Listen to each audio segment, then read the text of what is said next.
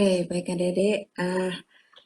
Variabel penelitian adalah bagian dari materi dalam penulisan karya ilmiah 1 yang adik-adik dapatkan pada semester 5. Jadi ini adalah topik 6 di semester 5. Baik adik-adik, di sini kita bisa melihat ada beberapa hal yang ingin dituju dalam materi ini. Jadi performance indikatornya adalah mahasiswa memahami dan dapat menjelaskan pengertian dan konsep variabel. Kemudian yang kedua, siswa dapat menjelaskan jenis-jenis variabel menurut fungsi dan menurut proses kuantifikasinya. Jadi nanti akan ada beberapa kategorisasi dari variabelnya yang menyebabkan variabel itu memiliki istilah yang berbeda. Kemudian performance indikator yang ketiga adalah mahasiswa mampu membedakan definisi operasional dan definisi teoretis suatu variabel. Artinya di sini nanti adik-adik akan diminta membuat definisi operasional sebagai suatu latihan. Baik adik-adik, saya buka materi sebuah pertanyaan. Apa yang dimaksud dengan variabel penelitian? Nah, saya kira adik-adik sudah membaca handout yang ada di dalam modul. Adik-adik sudah dapat modul kan? Anissa, teman-teman sudah dapat modulnya? Sampun, Dok. Sudah, oke ya. Berarti di sini adik-adik sudah mengetahui apa yang dimaksud dengan variabel penelitian. Saya kira di modul ini terlalu singkat ya, hanya dua halaman saja. Nah ini adik-adik. Ini saya membuat suatu lingkaran. Saya berdialog dengan Anissa ya. Anissa, kamu melihat gambar apa? Ada 5 lingkaran, Dok. Oke, 5 lingkaran. Kemudian 5 lingkaran ini akan saya beri notasi A, B, C, D, dan E. Kemudian ada satu pertanyaan. Warna merah itu lingkaran yang mana? Menurut kamu lingkaran yang mana, Anissa? A, B, C, D, atau E? Sebenarnya kalau menurut saya semuanya bisa dibilang merah, Dok.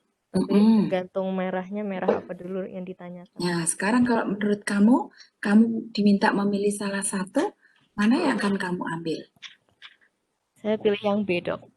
B, oke. Sekarang Anissa tunjuk satu teman untuk menjawab, memilih. Baranti. Warna merah yang mana, Baranti? Iya, Dok. Warna merah yang mana? Menurut saya yang C, Dok. C, oke. Anissa tadi bilang B, Baranti bilang C. Oke, ada satu teman lagi? Tolong Anissa. Khairunisa.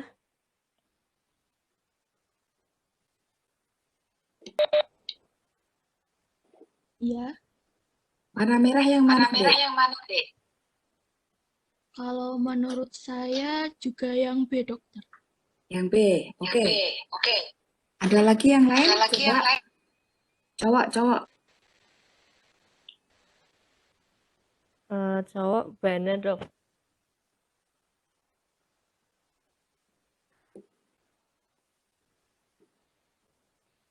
Saya yang B, Dok. Yang mana? B. Aduh. Yang mana, Dek? Halo, Dokter. Yang D, Dok. Yang D. Ya. Ada lagi, satu lagi.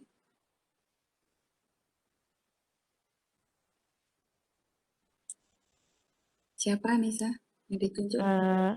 Ini cewek apa cowok, Dok? Sama bebas. Sama asal aja. Oh ya. Asal jelas loh, cewek ya cewek, cowok ya cowok ya. Ya siap, Dok. Saya pilih random. Budi.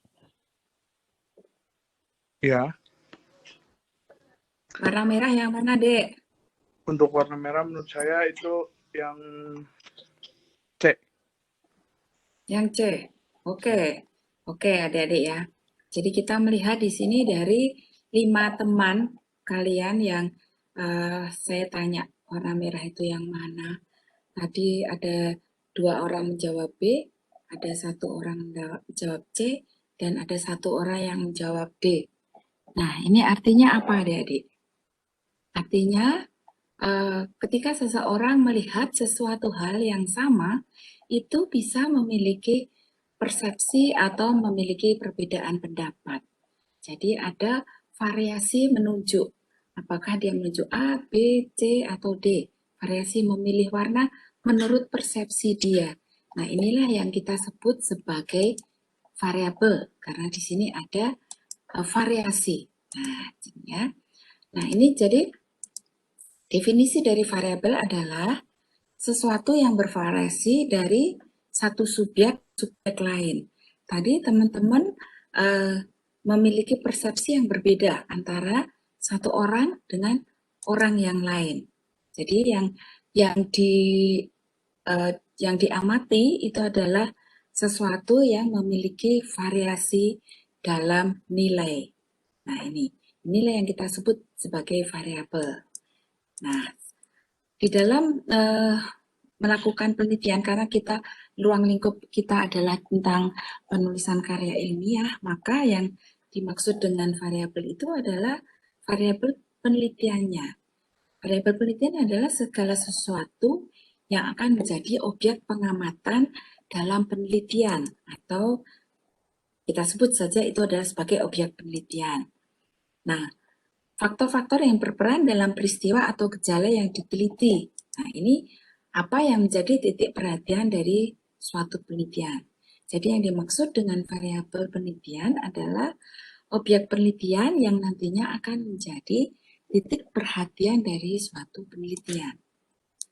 Nah, di sini ada satu pengertian atau definisi yang saya rangkum dari beberapa definisi oleh pakar, kemudian saya tambah-tambahkan juga di sini.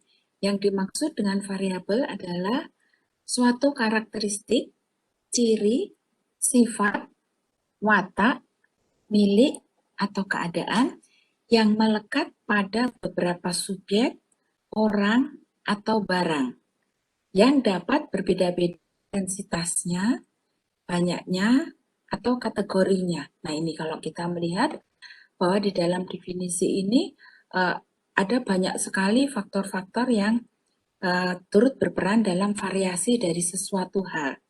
Apakah itu merupakan orang atau merupakan barang?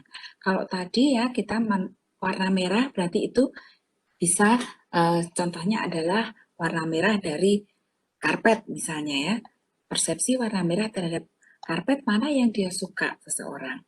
Nah, ini misalnya yang lagi variasi yang berbeda-beda di dalam intensitas, misalnya adik-adik karena masa pandemi ini adik-adik hanya bisa tinggal di rumah, kemudian musim hujan, kita memiliki keengganan ya sedikit banyak untuk keluar rumah, maka di sini bisa terjadi adik-adik sering memesan makanan melalui GoSend. Nah, ini atau GoFood ya. Nah, ini kan bisa dimasukkan di dalam intensitas. Jadi, seberapa sering memesan GoFood dalam minggu ini? 1 kali, 2 kali, 3 kali, atau bisa juga intensitasnya dalam bentuk sangat sering, kadang-kadang, atau tidak pernah. Nah, bisa juga dalam hal banyak. Kalau banyak itu saya kira gampang ya, misalnya adik-adik ada berapa pensil yang adik-adik miliki. Antara satu individu dengan individu yang lain, saya kira jumlah pensil yang dimiliki akan berbeda. Kemudian kategori, misalnya sama-sama pensil ya, mungkin pensilnya ada kategorinya bisa berbeda. Ada pensil biasa, ada yang pensil yang matic itu ya. Jadi ini mungkin variasi dalam banyak hal. Nah, ini apa yang dimaksud dengan variabel secara umum. Nah, sekarang di dalam bidang kesehatan, yang dimaksud dengan variabel penelitian ini contohnya adalah misalnya umur. Saya kira antara satu orang dengan orang yang lain tidak ada satu orang yang memiliki umur yang sama. Bahkan pada bayi kembar pun umurnya akan berbeda. Tahunnya mungkin sama, bulannya sama, harinya sama tetapi jamnya berbeda. Ini kita bisa katakan sebagai variabel juga. Kemudian ada juga berat badan, tinggi badan. Kemudian ada kadar HB. Kemudian tekanan darah ini juga merupakan variabel penelitian. Nah, bagaimana dengan jenis kelamin? Jenis kelamin variabel penelitian atau bukan, Anissa? Termasuk variabel penelitian bukan? Bisa juga, Dok. Di situ hanya 2 macam loh, hanya laki-laki perempuan ya. Nggak ada yang setengah laki-laki, setengah Oh perempuan. iya. Hanya 2 macam. Apakah itu bisa dimasukkan sebagai variabel penelitian? Setahu saya bisa sih, Dok. Bisa, Karena ya. punya perbedaan seperti itu. Ya, jadi ketika di situ ada variasi walaupun itu hanya 2, itu bisa kita masukkan sebagai variabel penelitian. Jadi adik-adik nanti misalnya mau meneliti atau membuat karya tulis, kemudian adik-adik ingin melihat antara laki-laki dan perempuan, apakah ada perbedaan dalam sesuatu hal, ini jenis kelamin bisa dimasukkan sebagai variabel penelitiannya. Ya. Nah, adik-adik, sedikit banyak tadi sudah saya sampaikan tentang variabel kesehatan gigi dan mulut. Ini nanti salah satu daripada mini quiz untuk hari ini adalah saya minta adik-adik menuliskan 5 variabel dalam penelitian di bidang kesehatan gigi. Saya kira mudah sekali ya. Ini saya buat,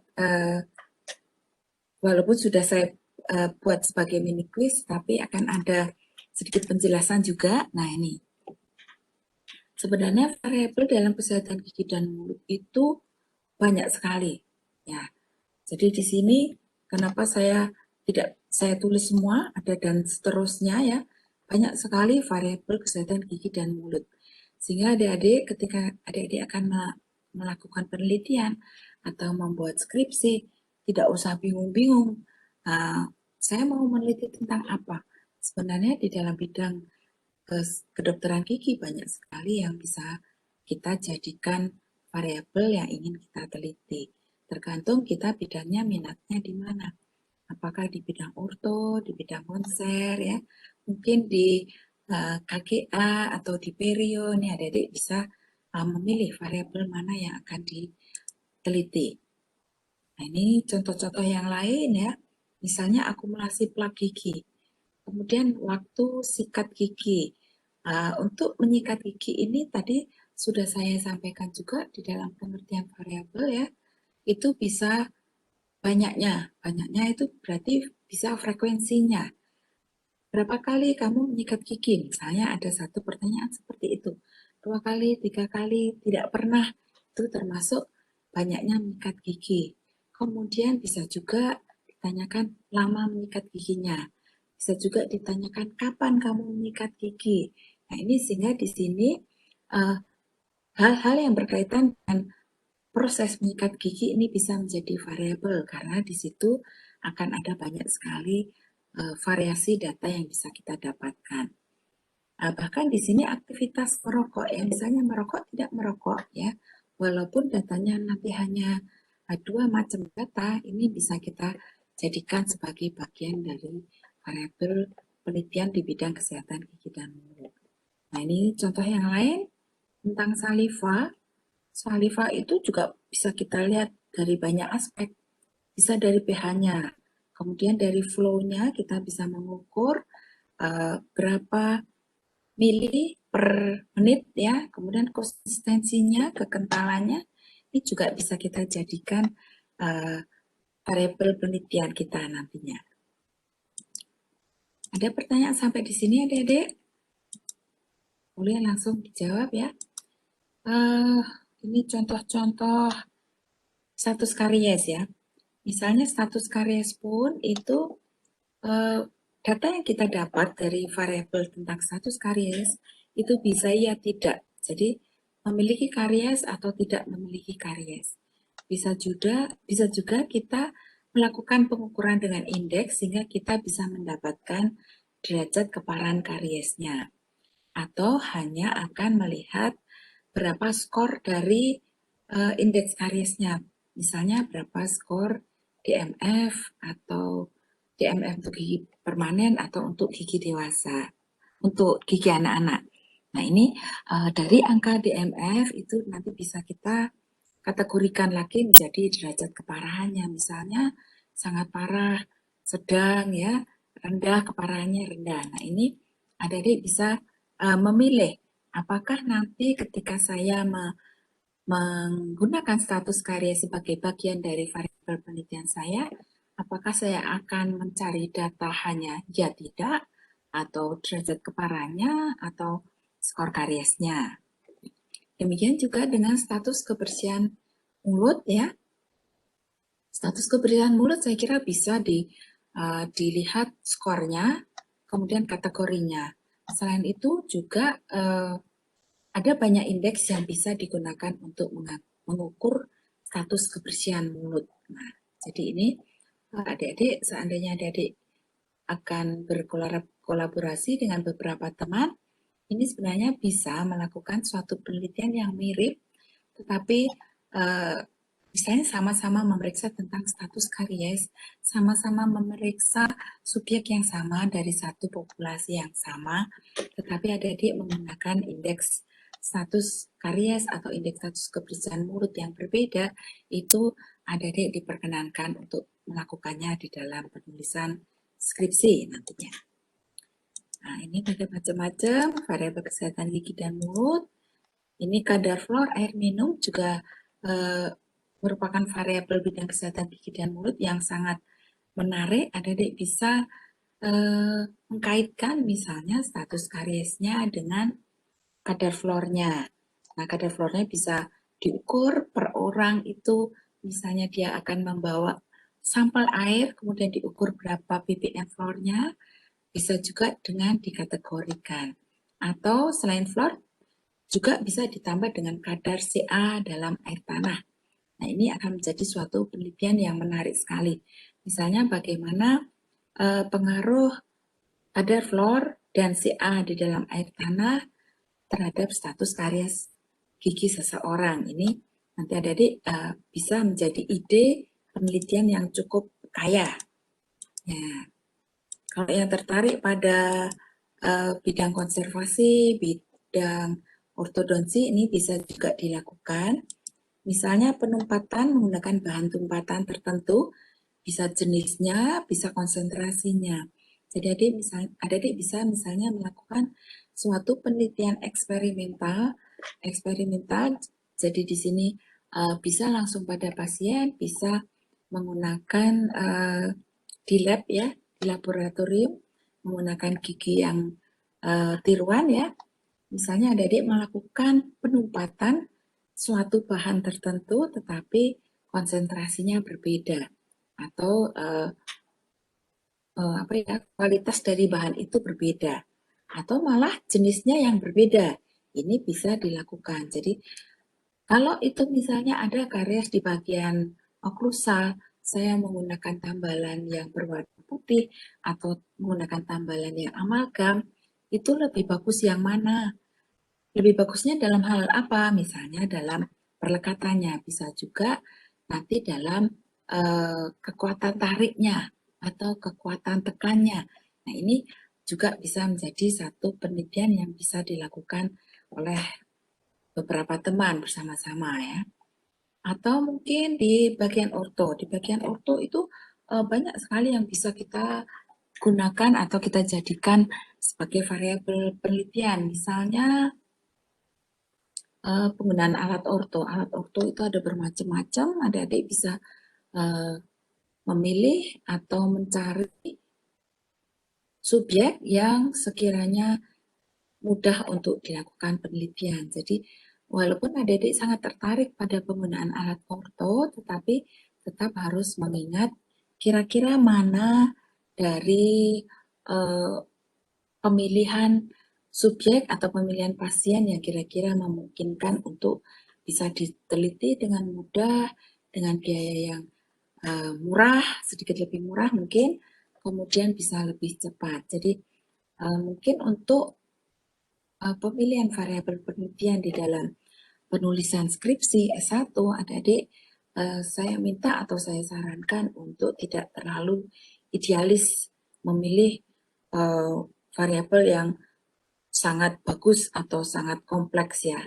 Karena esensi di dalam penulisan karya ilmiah S1 itu sebenarnya adik-adik adalah mencoba atau belajar menulis atau membuat karya ilmiah. Nanti kalau adik-adik ingin melakukan penelitian yang lebih lanjut, yang lebih komprehensif, mungkin bisa dilakukan di tingkat pendidikan yang lebih tinggi, S2 atau doktoral. Baik adik-adik, mari kita lihat. Tadi saya sudah menyarankan kita memilih